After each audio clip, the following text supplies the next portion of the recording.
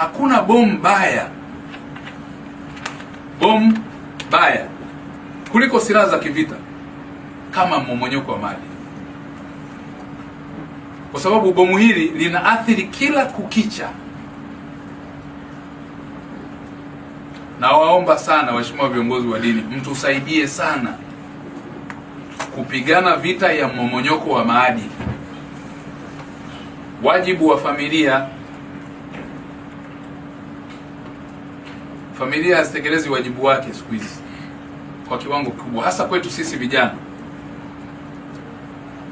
Nafurahia kuona wazee wetu mmetufikisha hapa mpaka leo taifa limekuwa na amani na salama, ni kwa sababu ya maadili mliokuwa nayo. Mnaona wakati namna ambavyo baadhi ya sisi vijana, sio wote, vijana wapo wengi wenye maadili yao mazuri, wanapitia mafundisho, wanakuja madrasa, wanaenda Sunday school, wanapitia mafundisho ya kidini. Hao si tatizo kwa sababu wanabeba ile hofu ya Mungu. Lakini tukiacha mmomonyoko wa maadili uendelee kushamiri katika jamii,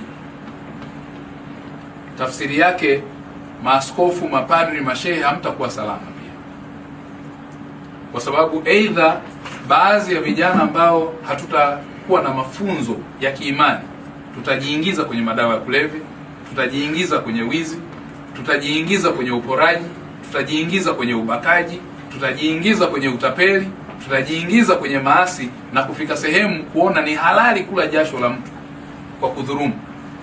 Tutaona ni halali hata kuua ili kupata mali.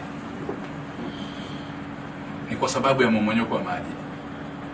Ni kwa sababu ya mmomonyoko wa maadili binadamu leo, ukiacha ulimwenguni, tuzungumzie Tanzania yetu, baadhi yetu tunapenda mali kuliko watu. Matakwa ya Mwenyezi Mungu kwenye Qur'ani tukufu na Biblia takatifu yanatutaka tuwapende watu. Mpende jirani yako kama jinsi ambavyo unajipenda wewe.